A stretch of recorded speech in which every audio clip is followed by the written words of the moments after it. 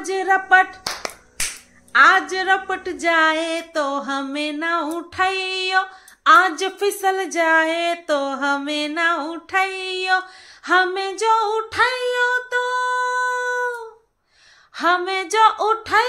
तो खुद भी रपट जाइयो, हाँ खुद भी फिसल जाइयो। आज रपट जाए तो हमें ना उठाइयो, आज फिसल जाए तो हमें ना उठाइयो। হ্যালো বন্ধুরা, কেমন আছো সবাই? আশা করছি তোমরা সবাই ভালো আছো আর আমিও ভালো আছি। ব্লগ ভিডিও পাওনি, আর এই ভিডিওটা যখন করছি, কন্ট্রোভার্সি চ্যানেলে ভিডিও যখন করছি তখন অনেকটাই দেরি হয়ে গেছে, সুতরাং ভাবতে শুরু করেছো সুতরাং আজকে ব্লগ ভিডিওও দিল না, কন্ট্রোভার্সি চ্যানেলে সকালে ভিডিও আসলো না, বিকালের টাইমও পার হয়ে যাচ্ছে। হলোটা কি সুতরাং? আবার অশান্তি হলো, আবার বরের সঙ্গে কি ঝগড়া করলো? না, অনেস্টলি একটা কথা বলি, কন্ট্রোভার্সি আর ভালো লাগে না। কন্ট্রোভার্সিকে খুব ভালোবাসবো, কারণ এটা এমন একটা জায়গা যেখানে কিনা কাউকে দেখে নিজের মতামত জানাই, প্লাস পয়সা পাই, প্লাস ভালোবাসা আলাকসে। তো এই জায়গাটাকে ভালো না বেশে পারা যায় না। কিন্তু কন্ট্রোভার্সি যখন ধীরে ধীরে পচে যায়, কন্ট্রোভার্সির জায়গাটা যখন পচে যায়, পচিয়ে ফেলা হয়, তখন সত্যি কি আর ভালো লাগে? তো যাই হোক, এগুলো অনেক ভারী কথা। যেই জায়গায় দাঁড়িয়ে আছি সেই জায়গা থেকে আমি বুঝতে পারছি, হয়তো অনেকেই বুঝতে পারছে, কিন্তু বোঝার মানুষের সংখ্যা খুব কম। এবার একটা কথা বলি যে কন্ট্রোভার্সি যখনই ছাড়ার কথা ভেবেছি বুকটা ফেটে গেছে। এক তো পয়সার দরকার, সেই দিকে যেমন কষ্ট হয়েছে, ঠিক তেমনি এত কষ্টে মানে তৈরি করা একটা জায়গা, সেটা ছেড়ে দেবো জাস্ট ভাবতেই পারি না। হ্যাঁ, সেই দিকে কেউ চোখ তুলে তাকালে মনে হয় যেন চোখ উপরে নিয়ে আসি, এরকম একটা ফিলিংস আসতো। কিন্তু এখন সেখানে নিজেই কেমন যেন গুটিয়ে যাচ্ছি। আর সত্যি কথা বলি, এই মুভি এক্সপ্লেনেশন ভিডিওতে আমি যেন একটা আলাদা এনার্জি পেয়েছি। না ওটা চ্যানেলটা মনিটাইজ হয়েছে, না এখনো সেই পরিমাণে মানুষ দেখতে আসছে, ঠিক আছে, তারপরেও যেন ওই জায়গাটায় আমি একটা শান্তি খুঁজে পাচ্ছি। একটা ফার্স্ট ভিডিও করে আমি নেক্সট ভিডিও তোমাদের কাছে পৌঁছে দেওয়ার যে একটা ক্রেজ, সেই ক্রেজটা কিন্তু চলে এসছে আমার মধ্যে। আমি মাইন্ড সেট করে ফেলেছি, আগে যখন 2-3টে ভিডিও দিতাম তার পরিপ্রেক্ষিতে যেই রেভিনিউ জেনারেট হতো, সেটা দেখে সেটার সঙ্গে তুলনা করে আজকের ডেটে যেই রেভিনিউ জেনারেট হচ্ছে, প্রথম দিকে সহ্য করতে পারতাম না, কষ্ট হতো, কেমন একটা লাগতো যে কি হচ্ছে, এত কম হচ্ছে, আমার কি করে হবে, কি করে চলবে। কিন্তু সেই জায়গা থেকে নিজের যে একটা আশা যে চাহিদা, সেই জায়গাটাকে সংকুচিত করে নিয়ে আসছি।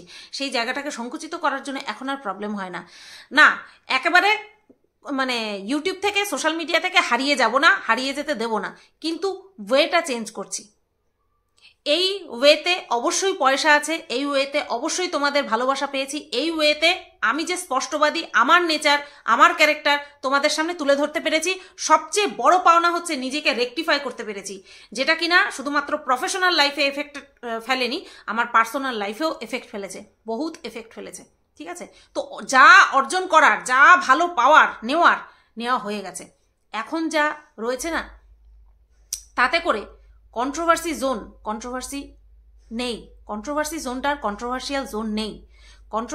কন্ট্রোভার্সি জগৎটা না নোংরামিতে পরিপূর্ণ হয়ে গেছে, পাকে নিমজ্জিত হয়ে গেছে। বলে না, ভালো মানুষের জায়গা খুব কম হয়, ঠিক আছে। এইবার যদি বলো তুমি তোমার মতন ভিডিও করে যাও, হ্যাঁ আমি আমার মতন ভিডিও করে যেতেই পারি, কিন্তু একটা পর্যায়ে এসে মানুষ তার নিজের লেভেল আপ করার চেষ্টা করে। যেখানে তোমরা আমার উপরে এত ভরসা দেখিয়েছো, সেই ভরসার উপরে মেহনত করতে রাজি আছি, আমি দেখি মেহনত করে কিছু হয় কিনা। তো যাই হোক, কন্ট্রোভার্সিয়াল টপিক যদি, ওই যে বলেছি, ভেতরে যদি তাড়না সৃষ্টি করে, অবশ্যই ক্যামেরা খুলে বসে পড়বো। ঠিক আজকে যেমন এই ভিডিওটা করতে বসেছি, আর শুরুতে যেই গানটা করলাম, আজকে তো পিছলেও পড়বো, আজকে তো রাপটেও যাব, যা হবে সব তোমরা দেখতে পাবে। তো প্রথমে বলি, ওই যে মারু আর মন্দিরা দুজনকে একসাথে নিয়ে চলে এসেছি। প্রথমে মারুর কথা বলি। গতকালকের যে 10 মিনিটের একটা ভিডিও দিয়েছে, আজকের ভিডিওটা নিয়ে না, গতকালকে যে ভিডিওটা দিয়েছে, একটা মিনিট, রিচার্জ করি না 14 বার ফোন করবে। কয়টা ফোনে রিচার্জ করবে বলো তো? ওয়াইফাই রিচার্জ করব, ফোন রিচার্জ করব, এই ফোনেরটা রিচার্জ করব, পারবো না, এই 14 বার ফোন করে। তো যেটা বলছিলাম যে মারুর গতকালকের ভিডিও নিয়ে কথা বলবো। মারুর গতকালকে 10 মিনিটের ভিডিওতে ওর শারীরিক বিষয়ে একটা আপডেট দিয়েছে। তো হাবড়ায় ডাক্তার দেখাতে গেছিল, শান্তিনিকেতনে ডাক্তার দেখাতে গেছিল। আমার না কেমন একটা খটকা লেগেছে জানো, শান্তিনিকেতনে ডাক্তার দেখাতে গেছে মানে এটা কি হবে টবে নাকি, গুড নিউজ নাকি? তারপরে ফট করে মনে পড়লো, আরে শান্তিনিকেতন কেন জানো তো খটকা লেগেছে? কারণ শান্তিনিকেতনে গাইনো রিলেটেড আর গর্ভবতী মহিলারা বেশি যাতায়াত করে। এবার গর্ভবতী মহিলারাও গাইনো ডাক্তারকেই দেখায়।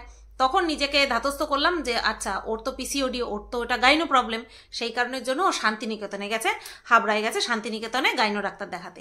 তারপরে যখন ও আবার বললো, তারপরে মারু যখন বলল যে আগের প্রেসক্রিপশন কিছুই দেখাতে হয়নি, আগে যা যা করেছি তা কিছুই দেখাতে হয়নি, আমার চোখ মুখ দেখেই বুঝতে পেরে গেছে। হ্যাঁ, হাউ ইজ দিস পসিবল? চোখ মুখ দেখেই ডাক্তার বুঝতে পেরে গেছে? চোখ মুখ দেখে কখন বুঝতে পারে বলো তো? যখন কিনা কোনো মহিলা সন্তান সম্ভব হয়, সে ডাক্তার না, বহু অভিজ্ঞ, যে আগে দাইমা বা অভিজ্ঞ মা কাকিমারা, মাসিমারা, জেঠিমারা, তারা কিন্তু ওই বাড়ির বউদের মুখ দেখে, চোখ মুখ দেখে, চোখের রং ঠং দেখে বলে দিত এই তোর হবে মনে হচ্ছে। হ্যাঁ, তো মারুর মুখ থেকে সে কথাটা শুনে না আমার ওই রকমই মনে হলো, ডাক্তার ওর চোখ মুখ দেখেই বলে দিয়েছে যে ওর কি প্রবলেম, সেই অনুযায়ী ওকে মেডিসিন ফেডিসিন সব লিখে দিয়েছে। মারু, মাসি হচ্ছি না তো? সত্যি করে বল, কিন্তু মাসি হচ্ছি না তো? যাই হোক, হলে তো অবশ্যই সেটা সুসংবাদ। জন্ম মৃত্যু বিয়ে 3 বিধাতা নিয়ে, যখন যার জন্মাবার, যখন যার পৃথিবীতে আসার, তখন সে আসবেই। যখন যার পৃথিবী ছেড়ে চলে যাওয়ার, যেভাবে চলে যাওয়া লেখা আছে, সে ঠিক সেইভাবে চলে যাবে। তো যাই হোক, এইটাই দেখলাম। আর তারপরে বাড়িতে আসলো, বাড়িতে আসার পথে বিরিয়ানি খেলো। বাড়িতে এসে কোনো কিছু করা সম্ভব না, দেখলাম অনেকে সাজেশন দিয়েছে যে তুমি তো বাড়িতে এসে সেদ্ধ ভাত খেয়ে নিতে পারতে। না, যতক্ষণ মানে ওটাকে কি বলে, খাওয়ার যে তাড়না, সেদ্ধ ভাত খেতে হবে। সেদ্ধ ভাত কি মানুষ শখে খায়? মানুষ প্রয়োজনে খায়, শখেও খায়, শখেও সেদ্ধ ভাত খায়। সকালবেলা, রাত্রেবেলা সেদ্ধ ভাত, একটু আলু সেদ্ধ, একটু ঘি, একটু কি যেন বলে ডাল সেদ্ধ, এর উপরে মেনু হয় না, তাই না? তো দুপুরবেলা বিরিয়ানি নিয়ে আসলো, তো দেখলাম সাজেশন দিয়েছে যে তুমি সেদ্ধ ভাতও খেতে পারতে। হ্যাঁ, যখন অতিরিক্ত প্রয়োজন হয়ে যাবে, যখন দেখবে আর হচ্ছে না, তখন ওই কোথাও থেকে এসে সেদ্ধ ভাত করে খাবে, তারপরেও বাইরের খাবার খাবে না, বুঝতে পেরেছো? তারপরে সন্ধেবেলা ঘুম থেকে উঠে, সন্ধেবেলা না, রাত্রেবেলা গেল ওষুধ আনতে। আচ্ছা, ওষুধ আনার সময় থেকে এসে, ওষুধ এনে তারপরে এসে আমাদের তো বলল যে ডাক্তারবাবু কি কি বলেছে না বলেছে, ওষুধপত্র দিয়েছে, 2 মাস পরে গিয়ে আবার পরীক্ষা টরীক্ষা হেনা তেনা এই সমস্ত বলেছে। তো তারপরে মারু বলতে শুরু করলো যে আমার যে ডাক্তারপাতি দেখানোর খরচ, ওষুধপত্র, এই সমস্ত কিন্তু আমার বর খরচ করছে, ঠিক আছে, আমার বর দিচ্ছে। গতকালকে আমি একটা ভিডিও করেছিলাম, সেই ভিডিওটা করার আগেই তো মারুর ওই ভিডিওটা তৈরি করা হয়ে গিয়েছিল। গতকালকে আমি আমার ভিডিও টাইটেলে মনে হয় লিখেছিলাম যে রক্তচোষার মতন শুষে নিচ্ছে ওর বর। আর গতকালকের ভিডিওতেই মারু ওই কথাটা বলল। কি কানেকশন দেখেছো? মানে মারুও বুঝতে পারছিল এই যে কেনাকাটা করছি সবই তো আমার টাকা দিয়ে করছি, তাহলে দর্শকরাও দেখছে আর ভাবছে যে তোর বর তো কোনো কিছুই করছে না। ও ফট করে সেই ধারণাটা ওর মাথায় রেখেই ওই কথাগুলো কিন্তু বলে ফেলেছে যে আমার বর কিন্তু আমার এইগুলো খরচ দিচ্ছে। দেখো, আমি একটা কথা সবসময় বলি, জেন্ডার হিসেবে কোনো সময় দায়িত্ব বিভাজনে আমি বিশ্বাসী নই যে পুরুষ মানুষ বাইরে যাবে কাজকর্ম করবে আর মহিলা মানুষ ঘরের কাজকর্ম করবে। এই ধারণাতে, ধ্যান ধারণাতে আমি কোনোদিনই বিশ্বাসী নই। সব কাজ সবাই করতে পারে, যে কোনো কাজ, সব কাজ না, যে কোনো কাজ সবাই করতে পারে, ঠিক আছে? কিন্তু কেউ একজন ইনকাম করছে, কেউ, এখন চারিদিকে যা পরিস্থিতি, আমি গতকালকে বিষয়টা কেন বলেছি, এখন চারিদিকে যা পরিস্থিতি, তাতে করে নিজের কথা চিন্তা করা, আর বিশেষ করে মেয়েদের নিজের কথা চিন্তা করে একটা অ্যাসেট রাখা নিজের নামে, এটা ভীষণ পরিমাণে জরুরি। সে কি আমি বরের অধীনে থাকলাম, কথাটা শুনতে খুব খারাপ লাগছে অধীনে, কিন্তু এটা সত্যি। বরের অধীনে থাকলাম কি সন্তানের অধীনে থাকলাম, আমার নিজের একটা ব্যাকবোন থাকা ভীষণ জরুরি। আর এই ব্যাকবোন হচ্ছে ব্যাংক ব্যালেন্স। এটা থাকা ভীষণ জরুরি। আমি সেই কারণের জন্যই গতকালকে কথাটা কিন্তু বলেছিলাম। যাই হোক, মারুকে নিয়ে গতকালকের ভিডিও সম্পর্কে আমার আর কিছু বলার নেই। এইবার চলে আসি আজকে মন্দিরাকে নিয়ে। মন্দিরাকে নিয়ে আমি সেই দিন বলেছিলাম যে মন্দিরা এখন ভিডিও সেরকমভাবেই করে যাতে করে কন্ট্রোভার্সি না হয়, কারণ ও কন্ট্রোভার্সি চায় না। ঠিক আছে, আমি যতটুকু বুঝেছি আজকের ভিডিও যে দেখলাম মন্দিরার, তাতে করে পুরো স্পষ্ট যে মন্দিরা কন্ট্রোভার্সি চায় এবং এখনও ভরপুর দমে চায় এবং ফাটাফাটি কন্ট্রোভার্সি চায়। তো যে এত কিছু চায়, এত চায়, আমি তাকে না দিয়ে পারি? না, ওই মন্দিরা কেন বাসি জামা কাপড় ছাড়লো না, কেন নোংরা, কেন এই সেই, এটা আমার কন্টেন্ট নয়, এটা আমার আলোচ্য বিষয়বস্তু নয়। ওর রান্নাঘর, ওর ঘর, ও বাসি জামা পরে একদিনের বাসি না 2 দিনের বাসি না 3 দিনের বাসি না নোংরার পর নোংরা পরে ও কাজকর্ম করবে, সেটা সম্পূর্ণ ওর ব্যাপার। হ্যাঁ, সেই নোংরামো যদি আমাকে সহ্য করতে হয় ডাইরেক্ট, আমি চাইলে নাই দেখতে পারি, সেটা আমার সহ্য অসহ্যের মধ্যে পড়ে না। ডাইরেক্ট যদি আমাকে সহ্য করতে হয় ওর কোনো নোংরামি, যেমন কিনা ধরো হাত না ধুয়ে ভাত দিচ্ছে, সেই জায়গায় আমি অবজেকশন জানাতে পারি, হাতটা ভালো করে ধো তারপরে ভাত দে, সেই জায়গায় বলতে পারি। কিন্তু এই যে ও বাসি জামা কাপড় পরে রান্নাবান্না করছে, ওটা আমার কন্ট্রোভার্সির বিষয় নয়। আমার যেটা কন্ট্রোভার্সির বিষয় সেটা হচ্ছে আজকের ভিডিও। আজকের ভিডিওতে কি দেখলাম, প্রথমে তো ওই অ্যাকোরিয়াম বিক্রি করে দেবে সেই কথা বলল। সোমনাথ বলছে ফ্রিতে দিয়ে দেবে, বিক্রি করবে না। মন্দিরা বলছে যে না, বিক্রি করব, 2000 টাকা, 5000 টাকা টোটাল পড়েছিল, 2000 টাকায় বিক্রি করব। তখন সোমনাথ হিসাব দিয়ে কুল পাচ্ছে না, মানে হিসাব ঠিক মতন দিতে পারছে না। মন্দিরা বলছে আচ্ছা, এই যে একটা সময় সোমনাথকে যখন আমি নিজেই বলেছি, সে বহু আগে, সে মানে ওই বিভিন্ন ইনফরমেশনের সাহায্যে সেটা জানে সবাই, তো সেই সময় বহু বলেছি, কুড়ে, অকর্মণ্য, কাজবাজ করে না, অনেক বলেছি। তারপরে পরবর্তীতে যখন আমি থেমে গেছি, যখন এইসব বিষয় পুরো মিটে গেছে, তখন আরও প্রচুর মানুষ বলেছে, ইভেন এখনও বলে। তা সেই জায়গায় দাঁড়িয়ে যেখানে আমি ভেবেছিলাম যে মন্দিরা কন্ট্রোভার্সি চায় না, সেখানটায় যখন মন্দিরা নিজের মুখে বলছে যে আমি 1 টাকা মাছ কেনার সময়, অ্যাকোরিয়াম কেনার সময় আমি নিজে দিয়েছি, তাই আমার হিসাব আছে। তাহলে শখটা কার ছিল? মাছের অ্যাকোরিয়াম কেনার শখটা কার ছিল? বেশিরভাগ ছিল সোমনাথের। তো সেই শখটা কে পূরণ করেছে? মন্দিরা নিজে পূরণ করেছে, এবং সেইটা আবার আজকে ফলাও করে বলছে। হয়তো যখন বলছে কথাগুলো তখন হয়তো ওর এই বিষয়টা মাথায় ছিল না, বাট বিষয়গুলো মাথায় রাখতে হবে। যেখানে কেউ সোমনাথকে কিছু বললে পরে তোর গায়ে লাগে, আর সোমনাথও সহ্য করতেই পারে না, ছেড়েই দিলাম ওর কথা, যেখানে তোর গায়ে লাগে সেখানটায় এই জিনিসটাকে এইভাবে বলাটা, পুরো ডিটেলসে বলাটা কি খুব জরুরি ছিল? যে সোমনাথের শখ তুই পূরণ করতিস, কারণ এই মাছ রাখা কোনো এসেনশিয়াল জিনিস না, যে এটা আমাকে করতেই হবে, এটা না হলে এটা হবে না, সেটা হবে না, এটা একটা শখের মধ্যে পড়ে, বা ভালো লাগা ভালোবাসার থেকে মানুষে করে। তো এই জায়গাটা আমার মনে হলো যে তুই কথাটা বলে ঠিক করিসনি, কারণ এটা কিন্তু সোমনাথের ইমেজের জন্য খারাপ। সেকেন্ড, বেরোলো, জামা কাপড় পরে বেরোলো, ঠান্ডা ঠান্ডা পড়ে গেছে, মেয়েটাকে একটা ফুল হাতা জামা পরাবি, বা ওরকম স্লিভলেস পরাবি না, ঠিক আছে? শীত পড়ে গেছে তো, এগুলো গরমকালের জামা, ঠিক আছে? তো এটা গেল। 2 নম্বর কথা হচ্ছে, বেরোলো, বেরোনোর পরে যেটা টাইটেলে লিখেছে যে দুপুরে খাসির মাংস, তারপরে সিঙ্গারা, দুধ চা, এসব খেয়ে জীবনে সংগ্রাম করে বেঁচে থাকবো। এটা যদি এখন কেউ মনের মধ্যে ভেবে নেয় যে আমি নিজেকে কন্ট্রোল করতে পারবো না, আমি যত ভুগবো, কিন্তু আমি খাবো, তখন তাকে আর কিছু বলার নেই।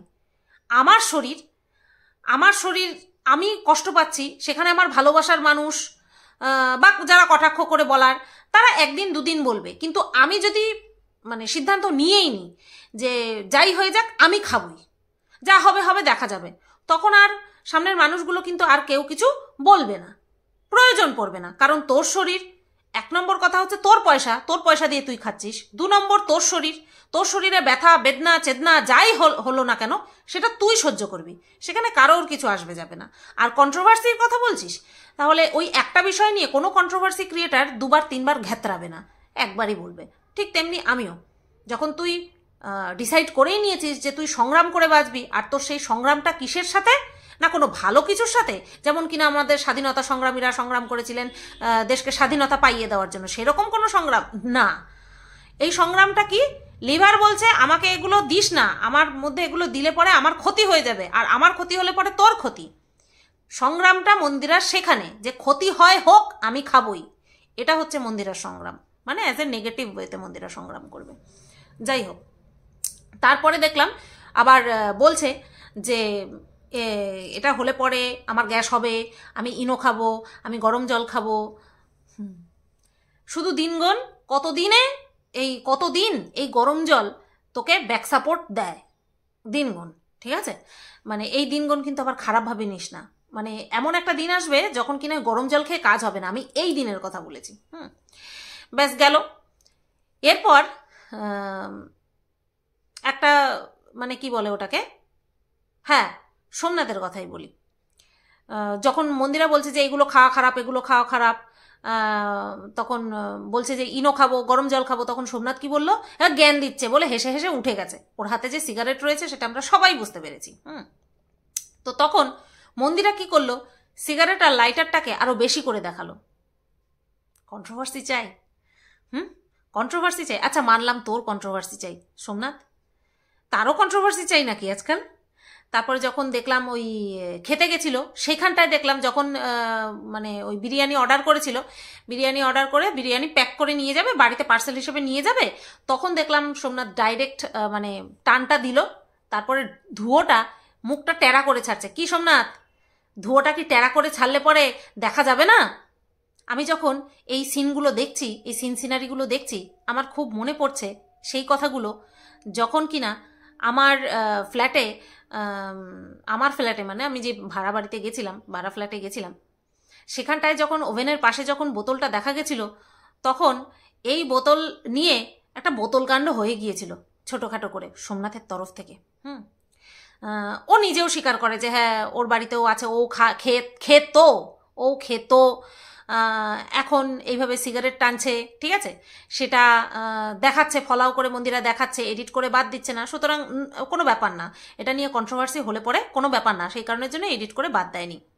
আমার শুধু ওই ঘটনাটাই মনে পড়ছিল যে কিভাবে আমার কোনো কিছু বলা ছাড়াই, আমার কোনো কিছু করা ছাড়াই সোমনাথ আমাকে নিয়ে কালচার করেছিল।